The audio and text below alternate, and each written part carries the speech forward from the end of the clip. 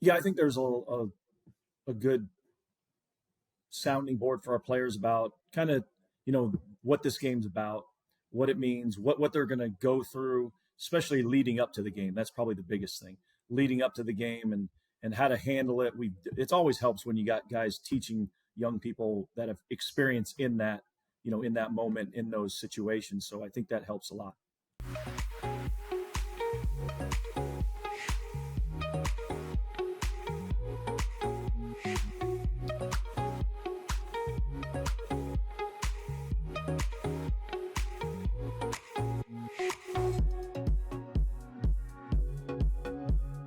What's happening? Yes, welcome back or welcome to Y Option. I am your host, Yogi Roth. Week 2 is in the books. Week 3 is on the way, and it's rivalry week. Yeah, how about that? We're talking about the Pac-12 Conference. It's still here. I think it's the only undefeated power conference in that regard. Washington State took care of business. We'll talk about that against Texas Tech. They play in the Apple Cup against UW at Lumen Field, which is where the Seahawks play in Seattle. And Oregon State, they host the Oregon Ducks in what was formerly known as the Civil War in Corvallis in what will be a bonkers Research Stadium. So we got Trent Bray on the podcast today. But before we get to the interview with Oregon State's first-year head man, Jim Thornby, co-founder and executive producer of Y Option.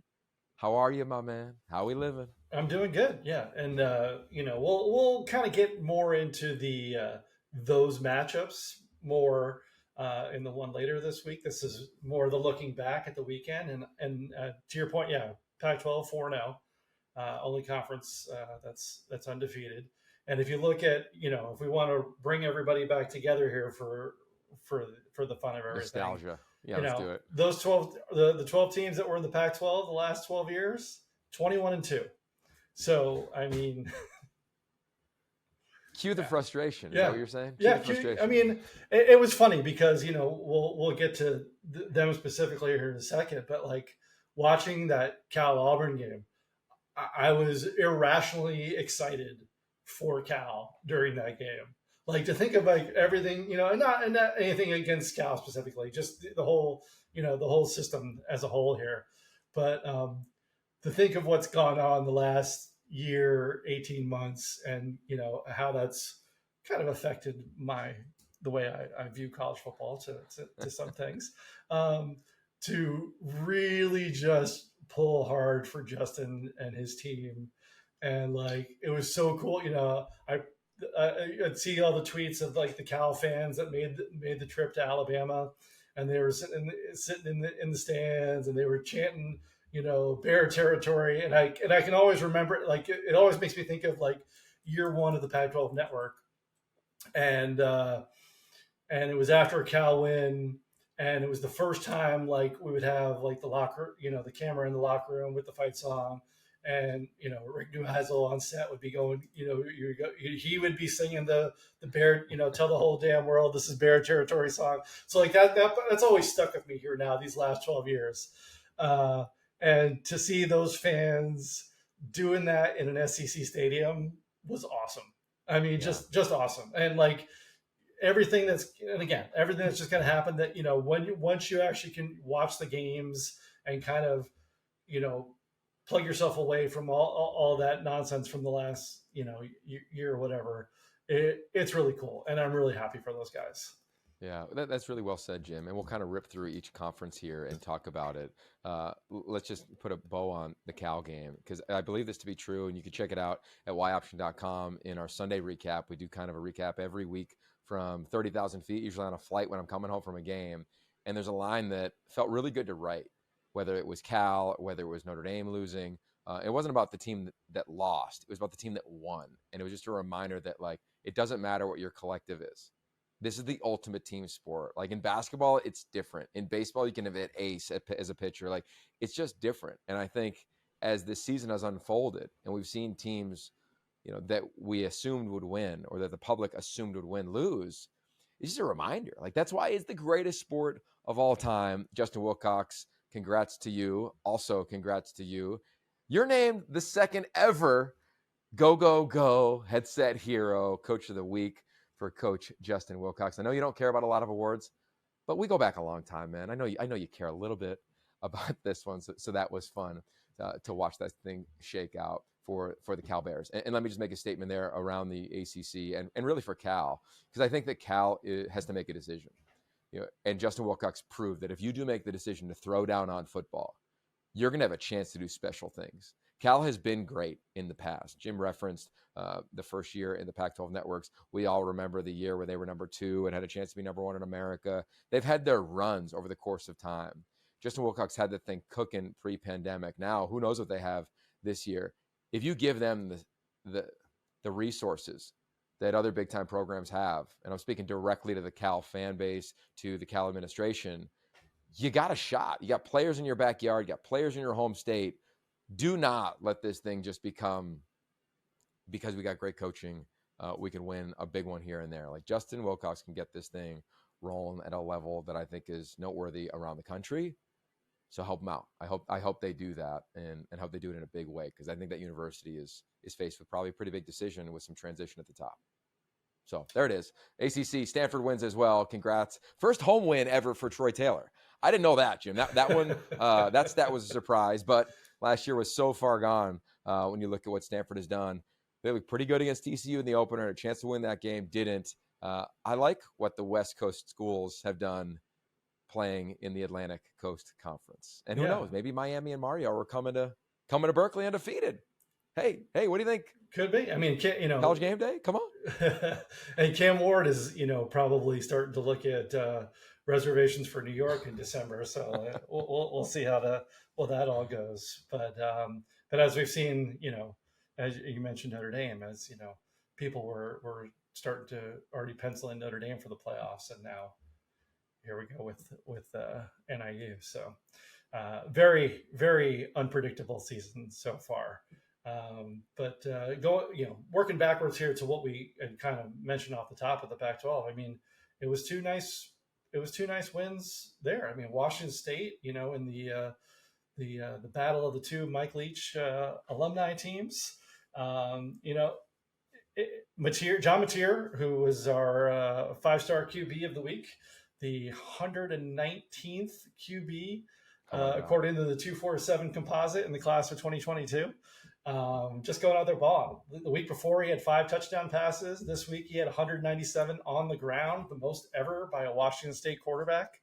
It was great. And the funny thing is, like, they won by 21 points, even though they got outgained by almost 100 yards. They were 3 of 13 on third downs.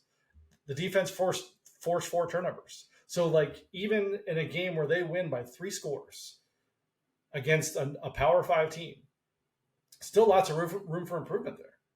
I mean, so I think that's actually a promising thing to know that, like, there's that, there's that angle there. And then with Oregon State, I mean, the defense was just, suffocating down San Diego State. They continue to Oregon State continues to just pound the ball, to what we've been used to them. And they're the number 1 team in the country in time of possession. So it's a nice start for those 2 schools. Yeah, I mean, I think it's exactly what you think of when you think of their identities and their head coaches and their track records, right? Trent Bray, we'll get into that conversation here in a few minutes. We had him on as our guest today at the Y Option podcast. I think for Jake Dickert and company, I love what he said after the game, because a year ago, who knows what he might have said, right? A year ago, and he has referenced this, like, he made it such a big deal for them in terms of conference realignment. We all know the reality. We all know that it's a big deal. And he said after the game, like, Washington State's done this hundreds, if not thousands of times, beat another big-time program in college football, and they are a big-time program in college football. So we'll continue to champion that, and I'm glad that other people are coming to the party around America's plural teams. I just think that after your favorite team, whoever that may be, how do you not cheer for these 2 schools based on everything that they have been dealt with? And now they get their biggest stage probably of the season, right? Until maybe they play each other pending their records. So we'll get into that in the back end of the week. As we reference, we get into it pretty deep with Trent Bray later on in the show. So let's keep it moving. Let's go to the Big 12. We'll finish with the Big 10, Jim. I want to go to the Big 12 because Arizona State, Cam Scottaboo, go ahead. You can say it. That dude. He's that dude. That dude. That's right. Follow us on Instagram. Y Option. Is it CFB? We'll have Yes. to check that out. We'll confirm that one. We got Yes. we got a Twitter handle. We got an Instagram. Follow them all. But he wins that dude award, meaning like that dude just couldn't be stopped. And remember him. He's a transfer from Sac State, right? He wasn't a big recruit either. Again, what do we say? It doesn't matter your collective. It doesn't matter your star ranking. Like if you can play, you can play. And this is a team picked to finish 16th in a 16-team league in the Big 12. And now they look to me all the part of a top 25 team. Because we know that if Mississippi State was 2-0, they'd probably be top 25. Like I'm just calling it out in reality, right? Like I understand how rankings work and all of those things, but they need to be given their credit. Marcus Arroyo, the style in which they're playing on offense, the physicality, the defense, and what they have done. They had to hang on a little bit. It wasn't as it was a blowout early on. First half of the game, you're thinking this is just an absolute dominant route. They hang on late. They win a tight one in that student section.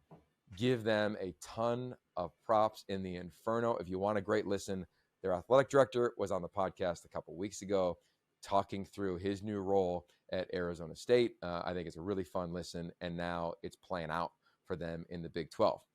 Arizona down south, Jim's team, they get a win, didn't convert a third down. They have met adversity, much like a lot of teams, and they'd rather be undefeated going through adversity, but it's only going to get more challenging. So Jim, any thoughts on your Wildcats before we finish up the Big 12 roundup with two more teams? Yeah, I mean, for one, the offensive line, is they need to figure that out. They're, had to move some guys around because of injury and stuff like that. But 0 for 10 on third down is not going to cut it. But at the end of the day, would you rather be Arizona right now, or would you rather be Florida State right now? Would you rather be Notre Dame right now? You're still 2-0. You got a huge game coming up this week on Friday night with Kansas State, which, two teams that have yet to really put the full, foot on the gas for the season. But the defense, which was not great in week one for Arizona, played a lot better, especially in the second half of this game. Granted, again, it's a Big Sky team, so the defense better look good against a Big Sky team, but it's progress, and it's still trying to figure everything out. And just quickly circling back on the ASU thing, because when the AP poll came out, and the SEC had 6 of the top 7 teams, taking nothing away from the SEC. Clearly, I mean, Georgia, Texas with their huge win over Michigan. I mean, these are great teams, but 6 out of the top 7. I mean, when we're looking at how they've done against the 3 games they've played against West Coast teams, LSU lost to USC. We've got Arizona State beating Mississippi State. And then I'm completely spacing on Cal. Thank you. Yeah. What we just said. Ready, set. Use French fries to go. Yeah, oil from French fries. Turn yesterday's leftovers into today's fuel. More power, lower emissions. 76 renewable diesel fuels all the ways you go, go, go. But, and that was ASU's first ever win over an SEC team. So it's like, at some point, those things all need to work together. It was like, LSU's great until they lose to a West Coast team, and then they're a bottom tier SEC team. Yeah. So it's funny how the narratives all kind of work. Obviously, this will all work out as the season goes along. Georgia at Texas coming up later this year. That'll be an amazing game. But let's pump the brakes maybe a little bit on 6 out of the top 7. Yeah. Well, it'll be a fun debate as we get into November and the college football playoff, because on one hand, I think half the people in the room, if you split it equally, not that it's equal, but if 6.5 people in the room decided that is body of work, and 6.5 might say like right now, and that's going to be the debate. And I think some of these wins and or losses may factor into, especially in the Big Ten and in the SEC, where it's just kind of assumed that they're going to get more invites to the party. And I think it's going to be really fun to track how that thing shakes out. And these games are a huge part of that. So finishing up the Big 12, let's go sad news, but maybe hopeful news is Cam Rising. Utah comes out in the first half against Baylor in the Big 12 in a non-conference game. Look it up. We know it makes no sense. Scheduled years ago. And you're thinking they look like a legit conference champion and a team that can go make noise, just like we've all predicted and projected. And then in a really awkward manner, Cam Rising rolling to his left, gets rid of the ball. And I thought it was, I know Utah fans are frustrated, but I didn't have a lot of issue with, he was getting hit when he was in bounds and then falls and happens to like land on a Gatorade bottle or Gatorade, whatever that is. It was like a wall of Gatorade stuff. Yeah, just Gatorade everywhere. And kind of gets up shaking his right hand. And that is not ever a good sign. He comes out in street clothes. I've been told it's the scans and x-rays have been negative. What have you learned, Jim? Is it too early in the week for us to tell if he's going to start playing again this weekend? Well, Kyle in his Monday press conference gave, the classic Kyle, we don't talk about injuries unless they're season ending. So there we go. There you go. Good news that it's, it's not a season ending injury. Whether or not, you'll see him this week, you'll probably find out as they take the field on Saturday would be my guess, is he either comes rolling out there or he doesn't. But I mean, it was noticeable watching that game. And, we talked about this before, about when you're trying to watch 6 or 7 games at the same time and, whatever, but that game, like, I probably paid more attention to than most of the others in that same window, because Utah was looking, I mean, they were dominant.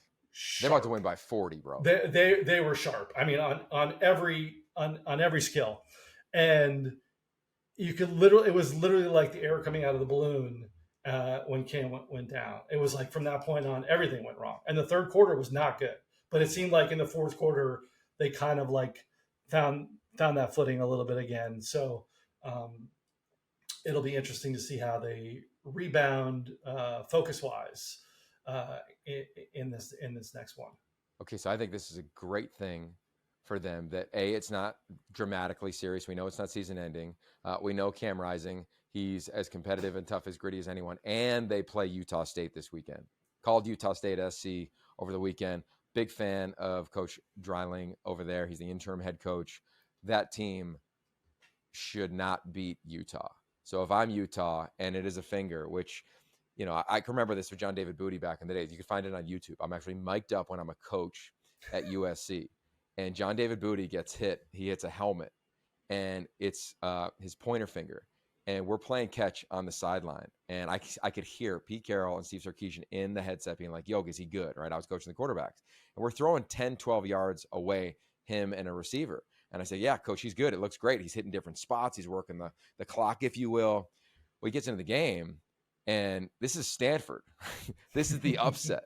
And he can't, where he lost control of the ball was 15 yards plus. And that's what that finger does. It's the last thing to touch the ball. That's really the direction, the final velocity on it. He throws a little dig route. It gets away from him. It's an interception. Critical element of that ball game. I'm not saying to blame me for it, but I'll take it if you want to. But the point is that, like, I don't know the type of injury. I don't know which finger. We don't know any of that. And we never will until Cam decides to reveal it or not reveal it. But the point is that it's a serious thing. And I think it heals with rest. So can he not throw for the next 2 weeks? Again, don't know the totality and severity of it. Won't be a bad thing. If he does it, we can watch the backup quarterback. Isaac Wilson, true freshman, came in, could spin it a little bit. We'll see what that looks like. We'll see what the backup quarterback position looks like. They've got depth at that position is the point. Okay, let's go to a place that might not have depth at that position. The final team in the Big 12. I say this as we transition to the Big 10 because I'm calling Nebraska this weekend at home. They are a top 25 team, and they put it all over a team that had CFP aspirations in Colorado at home, a renewed Big 8, Big 12 rivalry, but now it's Big 12, Big 10 rivalry. A lot of talk went into this game a year ago. A lot went into the game this year. There's still a lot of talk after the game around what song gets played after a touchdown. Like there's a lot of dialogue. Bottom line is this, Jim. Nebraska was the better team. The defense of Tony White, and Tony White should be on every AD shortlist to be a head coach next year. He was on a couple last year, rumored to be interviewing for a few jobs. He's a stud. Why do I say that? Well, he's running the 3-3-5 defense. Remember Rocky Long, San Diego State, now a coach at Arizona, who used to be the DC at Arizona State. We've seen this defense travel, right, with a bunch of different coaches at a bunch of different places. It's always had success. It's always wreaked some havoc. Tony White and this defense did exactly that to Shedeur Sanders. Danny Gonzalez is the coach I was referencing at Arizona. But point is that they're going to make life hard, I think, for people in the Big Ten. They made it brutal for Shedeur Sanders. He had no time. It seemed like that offensive front and backfield did not know where pressure was coming from because they rarely picked it up. I went through and made a 50-play cut up this morning, offense and defense, 27 plays on defense where they really struggled handling pressure. So Colorado's got to figure that out. Their schedule, I think, will allow them to get back on track. But I don't know if the floor for this team anymore is a bowl game. They're in a new league, and I think everybody chuckled when the commissioner of the Big 12, Brent Yormark, said at Media Days, we got the deepest league in America. They might. I don't know if they have a premier team. Like Utah would have been that. But they remind me of the Pac-12 a couple years ago when like everybody was beating everybody. I see that. And if you can't protect the passer, I don't know how Colorado's going to do in this league, man. They're going to have to outscore people every week, and they're going to have to keep Shedeur upright and healthy. Because at some point, a guy who's projected to be one of the first quarterbacks, if not the first quarterback taken, is going to have to make a decision if they all of a sudden are out of bowl contention. We're a long ways from that. I'm not saying to go do that, but I watched that game. I watched the North Dakota State game, and we'll all watch the Colorado State game. They got to protect. I don't care if it's max protection, 3 tight ends, Jim, but that was a rough watch. And I'm always rooting for the Buffs. I want them to win. I want Coach Prime and Dion to have the success that they promised. I think he's been great for that school, but if they don't protect, they're going to struggle. Yeah, and I mean, you go back to what did we know about Colorado going into this season? We knew Shedeur was a top quarterback. We knew Travis Hunter was, if not the best college football player in America, on a very short list. We knew the rest of the wide receivers with Jimmy Horn, et cetera, was a very talented group. The question mark from last year was that offensive line. And, they went out and, used the portal, brought in a 5-star recruit. So the thought was that would be better. And it was better the first week. Statistically, they only allowed the 1 sack. This week, though, 6 sacks, 10 TFLs, the pick 6, which seemed to really rattle them. But, a lot of people will make a lot of this game, and with good reason. But Dion did have a good point after the game. Like, they did play better in the second half. They didn't allow a point in the second half. The defense did play better. So there's some signs of progress there. Obviously, Seattle Sanders injury, what's going to be the impact of that with them on defense? So, with everything with Colorado, the opinions are always going to go to the extreme. They're the best team in the world, or the worst team in the world. When the reality is it's somewhere in the middle. Yeah, I agree with all that. They'll be a fun team to track for so many reasons. But I just go to the football on it. You're right. The defense was better, and Nebraska, what they were running. I'll talk about it all Saturday night on the Big Ten Network. We got them in prime time as they host Northern Iowa, which I would imagine they should have success against. But offensively, they just ran the ball like crazy, man. It was 2 tight ends. It was a fullback. It was a really efficient game, especially from their freshman phenom in Dylan Raiola. So, we'll see how the Buffs shake out. So let's spin it to the Big Ten. By the way, the guy who had the pick 6 was Tommy Hill from Arizona State. Shout out to Herm Edwards and his staff. How about Eric Gentry, former Arizona State? Shout out to Herm Edwards, who recruited him out of Philadelphia. I was on the call for USC on Saturday night, along with Guy Haberman and Rhett Lewis, and he was all over the field. Mason Cobb doesn't play at linebacker. Eric Gentry might be the most disruptive player. I'll say this. Let me rephrase that. He's the most unique player defensively in America. And, by the way, he's dramatically disruptive. His wingspan is 7'1". He stands 6'6". He is as physical as you would hope as a linebacker. He'll surprise you with, he's got like that old man strength that you hear about all the time. Like, he could just bench press people. I don't know what he could actually bench press, but he has this brute strength that you see. He makes life so hard when he's rushing a passer. And this defense under Dan Lynn, I get the opponent. And it was Bryson Barnes, by the way, who started for Utah State, which is fun. Shout out to him, the pig farmer, and what he did at the Collie a year ago. But they struggled. And I liked their game plan. They tried to slow things down. They tried to keep USC from creating explosive plays, which for the most part they did. And Miller Moss just went 8-play, 9-play, 11-play drive, and away they went. And they ran the football, with relative ease with their offensive front. And I just say that the foundation of SC, keep calling it a foundational year. And I think that narrative is getting picked up a little bit, Jim, where their foundation is set and they can handle the physicality. And we watch Penn State struggle. We watch Michigan get dominated by Texas. They're not Texas and they're not Georgia yet, but they are in that next tier of teams, in my opinion. And I want to watch them keep playing, because you look at their schedule now, they got to bye, then they go to the big house. If I had to pick it today, I'd pick them to go in there and be able to win the game. I think mentally they have the resolve necessary. You saw what they did against LSU, which was a pro LSU crowd. It'll be another challenge. So where's the maturity of the team would be the question that we'll talk about next week in advance of that huge game in their Big Ten opener. But SC was impressive. Washington was impressive. They didn't score in the first quarter, second straight week, but I just believe in the XOs of that staff. That defense is yet to give up a touchdown. What is that like in the Apple Cup against Washington State? We'll get into that later in the week. UCLA had a bye week. And finally, let's talk about the Ducks. What did you think watching the nightcap with our boy Andrew Siciliano on the call on Peacock, which was kind of fun?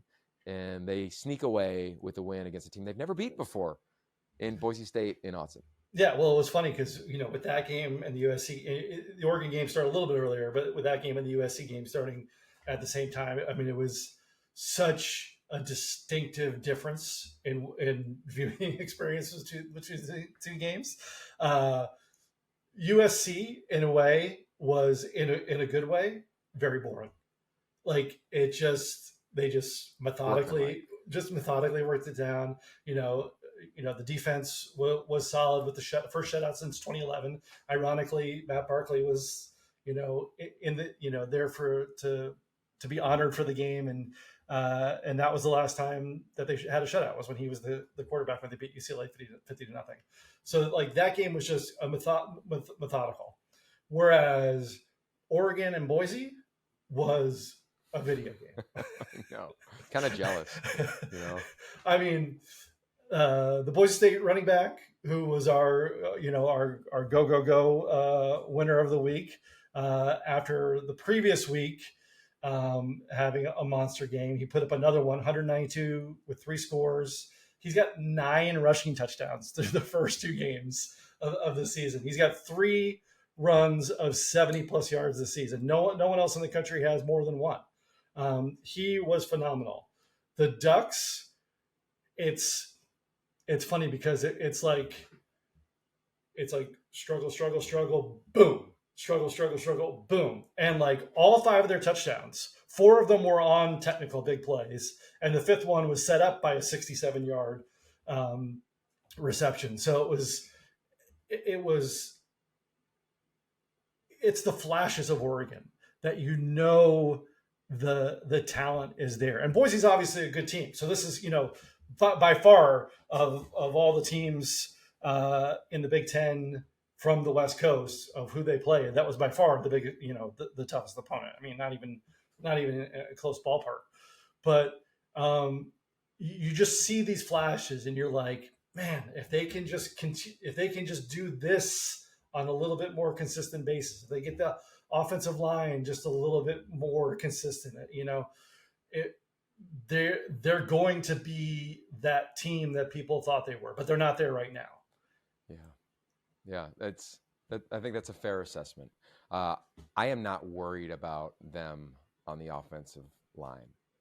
And to compare, like Michigan, if you ask me, what do you think about their offense? I'm a little concerned about that. Here's why I'm not. Because I think on the offensive front, when you're not premier across the board on the offensive line, you can hide guys a little bit. Now, they're going to have to change up some protections, and maybe it's slide protections, gap protections, max protections with the tight ends that they have. We know they'll find a way. Like, I'm not worried about their offensive staff not figuring this thing out. I'm honestly not in Will Stein and company. What does that mean, though, if they do that? Well, all of a sudden, are you seeing as many empty sets? Probably not. Do you have to see a little bit more quarterback run game? We haven't seen a ton of it, a little bit in this game. What does that do? It slows down the edges of a defense. Dylan Gabriel's very capable of being a dual threat quarterback. you don't want to run them all game long for obvious reasons. Curious if we see some of that in the upcoming game against a rival in Corvallis against Oregon State. We'll get to that conversation here in a moment. Then the pressure goes on the wideouts. And I think these wideouts are good enough to win one-on-one. I really do. When you look at Tez Johnson, his explosive playmaking ability, you got to go Evan Stewart, Trayshawn Holden. We saw all of them make plays on Saturday night when they needed to. So I'm not that concerned. Defensively, I think you referenced the running back. A lot of those are also big plays, big yards. I think that's something that can also get cleaned up. Now, you better, because Ohio State comes into town with two of the best backs in America and a really good offensive line. But I'm not sitting here saying, God, what's going on in Eugene? I'm saying, okay, they have some issues up front. I don't know this to be true. I read it from James Crepea, 11 different combinations on the offensive line at some point during the game. Regardless if it was 11 or 3, it's a lot more than you usually have on the offensive front. And they're giving up too many pressures, right? Like you look at a sack on the first drive of the game.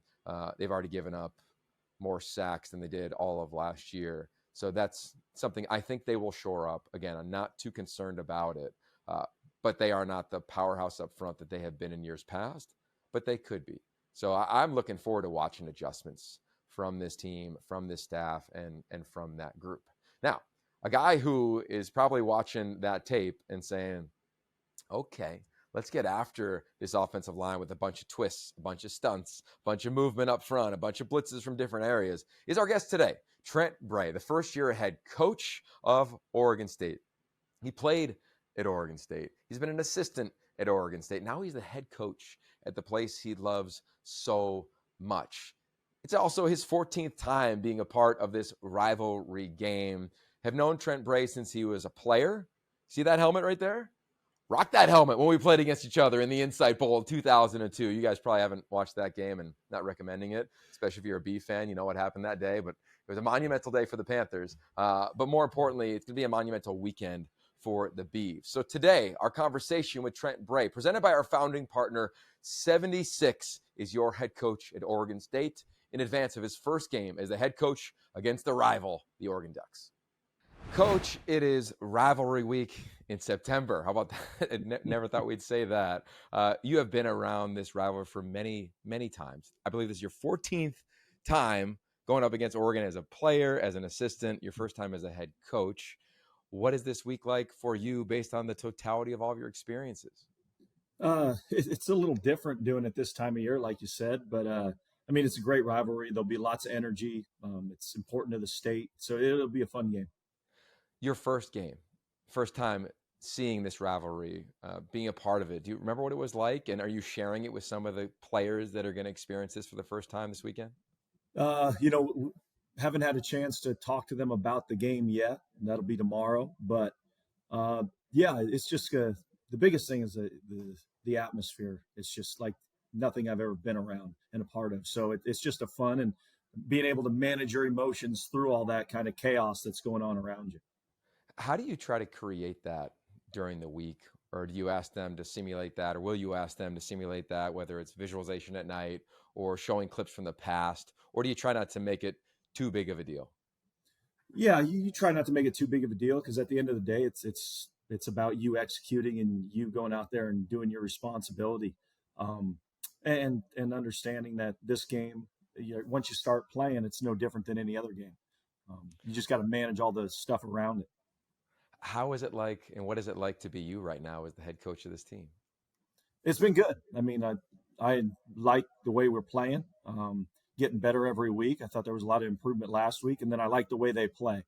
So that's the biggest thing is the style of play that we've been able to use in our identity. I enjoy watching.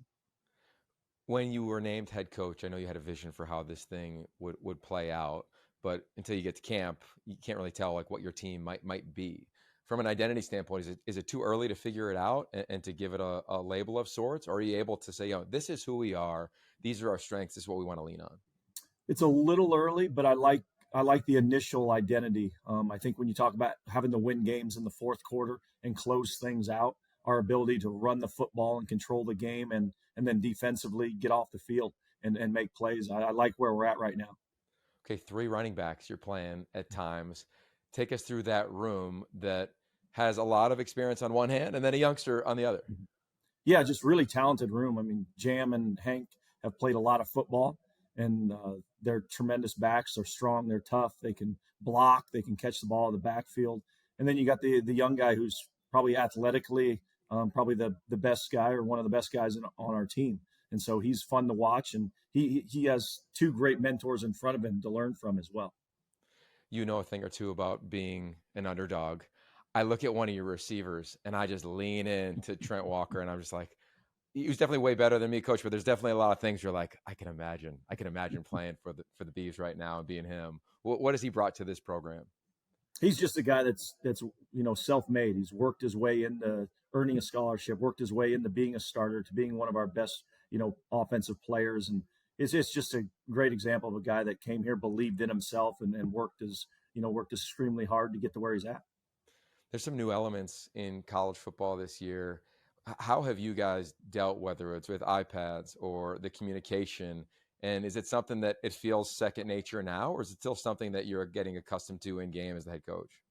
No, we worked it all fall camp, so it's pretty. Our coaches do a good job on the sideline. They've come just accustomed to every time we come off, looking at the plays, getting with the players. So it's been an easy transition. Okay, so let's talk about the transition then for you as a head coach. Your first win, like your second win. Have you taken a minute to be like, this is pretty cool? Like, let's put that game ball up on the mantle behind me in the big corner office you have now, or do you go right back to the office and get right back into the next game?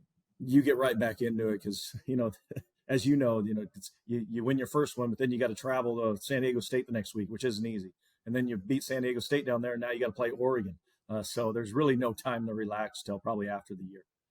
I love the phrase, welcome to the fight. It feels like you guys have always welcomed and embraced, whether competitive moments, underdog moments, even when you've been favored moments. How has that phrase, the fight, resonated with this year's team? I think it kind of exemplifies our identity. Go out there and just we make it physical, and we're going to do scratch, claw, do whatever it takes to find a way to win and find a way to get make the plays we need to make. We all know what's going on in college football and specifically to you guys in Washington State. Is that still part of the dialogue with your team? And if so, how do you navigate that or not? And how do you navigate that as the head coach, probably constantly being asked that question around conference realignment? As far as the team, it's not dialogue at all, and hasn't really been. They've known the goal, and the goal's to be where you want to be at the end of the year, no matter what conference or anything that you're in. And so that's been their focus. That's more, fans and media and stuff I got to deal with. But our team's been focused on what's going on. Yeah, I think that happens all across college football, where we think that the players think like we think, whether it's in the media or the fan base, but not nearly at all. And I think in this case, it's like, wow, really? That's amazing. Can you shed a little bit more light on your team's focus and how they've been able to be connected to the present moment and the respective game that's up next on the schedule? Yeah, to me, I guess it just doesn't seem very tough, and I don't think they've, it's about finding the best version of yourself, and if you focus on those things every single day, then you'll be where you want to be at the end of it. And so that's been the team's focus. They've done a great job of staying focused on what's important. Not only have you been a part of this rivalry, but both your coordinators have been a part of this rivalry. How are you utilizing your staff's experience to either share stories or to illuminate the players on the roster about what to expect once this thing kicks off on Saturday? Yeah, I think there's a good sounding board for our players about kind of, what this game's about, what it means, what they're going to go through, especially leading up to the game. That's probably the biggest thing, leading up to the game and how to handle it. It always helps when you got guys teaching young people that have experience in that, in that moment, in those situations. So I think that helps a lot. Okay, so let's talk about QB1. He's going to be the huge focus. You've played two throughout this season, but how has Giovanni McCoy displayed his talents to you through the first two games of the season? And what does he need to do Saturday to get a win against Oregon? Yeah, he's done everything we've asked him to do. He's managed the game. He's made the throws for the most part that we've asked him to make and needed him to make. And then he got better from game one to game two. There's still some more out there, but I like where he's going. And as he feels more comfortable in the offense, he's only going to get better and better. So I'm very excited. And he's going to have to do the same thing against Oregon, manage the game, and then hit the throws we need him to hit when it's time to do that. when you look at the Ducks' first 2 games, what are some things that stand out to you that you need to make sure are addressed in all phases of the game? Well, one, we have to be extremely assignment sound and detailed and disciplined, because they're one of the most talented teams in the country. There's no question about that from a roster talent standpoint. So we have to be right with good leverage, with good technique, so we have a chance to be successful. That's probably the biggest thing, is the overall talent that they have at every position. I know you're busy in the front part of this week, but will there be a time where you call your dad, a guy who knows the game as well as anybody, and say, hey, what do you think about this game against the Ducks in the rivalry?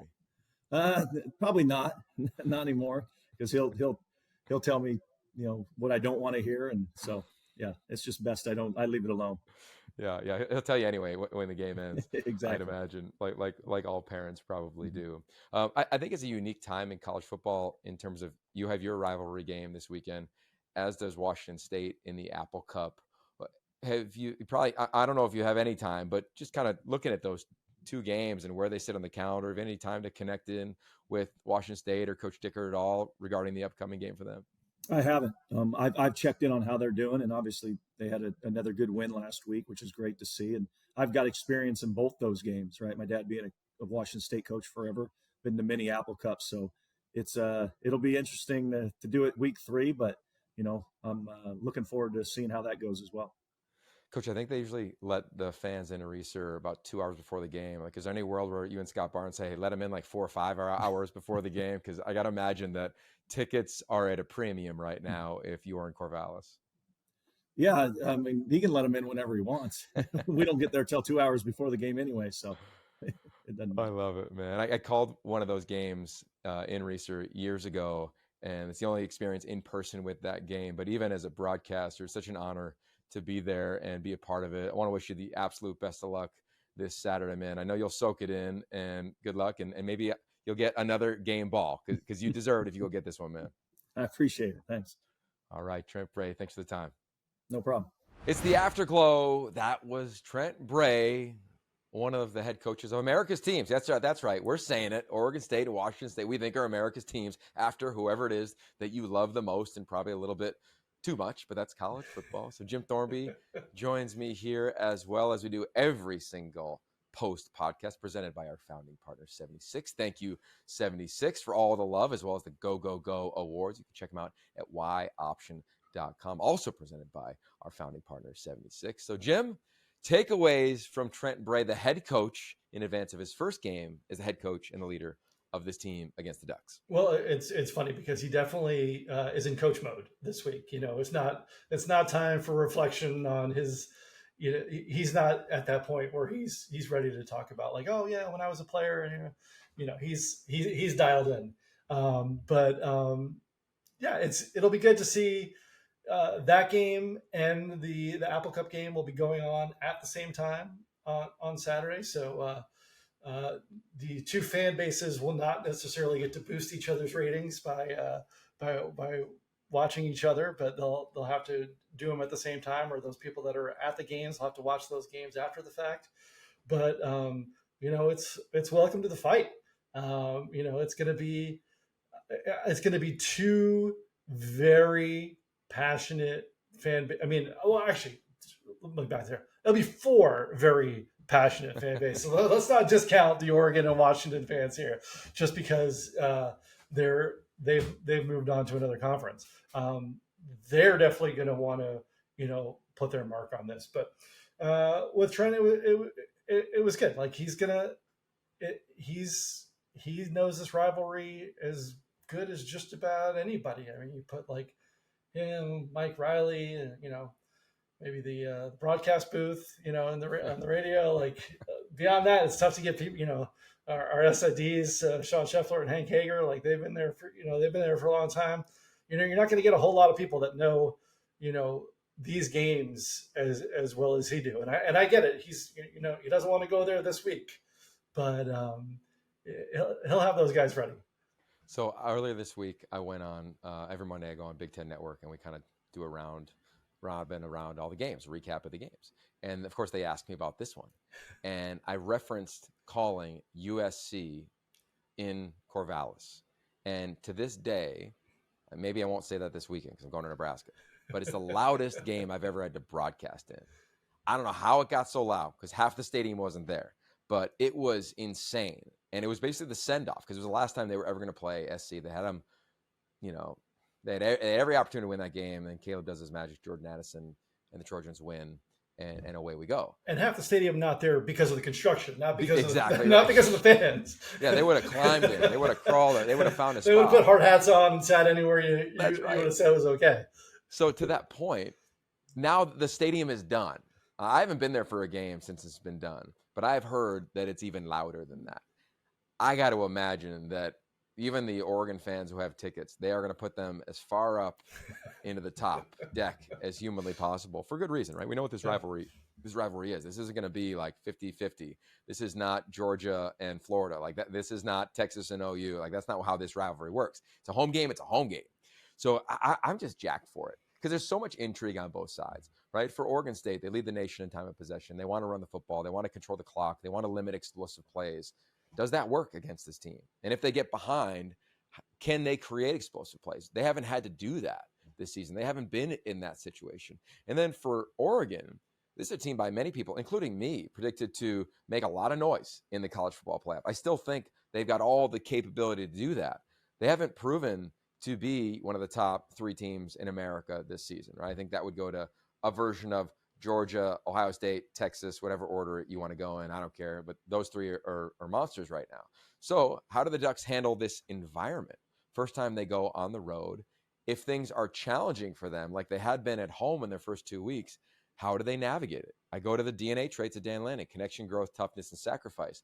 They're going to need all of those things in this environment because it won't be perfect. That's just the nature of this game. So I'm curious, right? Both starting quarterbacks weren't even at this school a year ago. They have no idea what this rivalry actually is. There's a lot of layers to this game. Of course, we all know what happened last time Oregon went to Research Stadium. They ended up on the other side of a victory, and Oregon State ran the football and won the physicality at the line of scrimmage in the latter part of that game. So what is it going to be like? I can't wait. I could see this thing going in a variety of ways. I could see Oregon rolling. I could see the Beavs hanging and beating them. I hope it's a classic because the teams deserve that. The game deserves that. And then just in college football, right, with all the realignment talk, we all know it to be, and Trent Bray just referenced, like, the players don't really talk about it. I believe that. I bet they don't really talk about it. But it's fourth quarter, and it's late, and the chainsaw's going. They'll think about it. And I'm just curious. Like, this is one I will be glued to every snap. I'll have dueling screens, Jim, much like you, as the rivalries continue. So it'll be a fun weekend for sure. It'll be a fun weekend. It's been a fun week in week 3, rivalry week with our special guest. I hope you enjoyed Trent Bray. To all the Beavs out there, thank you for all your support. You sent so many personal notes to either Jim or myself or us on social media. It means a lot. We meant it when we said it. This is college football through the lens of the West Coast. We try to represent every school on the West Coast with authenticity and also not afraid to have an opinion. And I think that's a really important part of this thing. So how week 3 shakes out is anybody's guess. But today was a great day because Trent Bray took time out of his busy schedule to jump on this show. So thank you to Jim, executive producer, man. Lots of love, co-founder of Y Option. Of course, 76, our founding partner. Trent Bray and everybody at Oregon State, Sean Scheffler and company, thanks for making it happen. And stay safe, and we'll be back later on in the week. I think we got another guest you might be interested in if you're a fan of one of 2 of America's teams. Peace.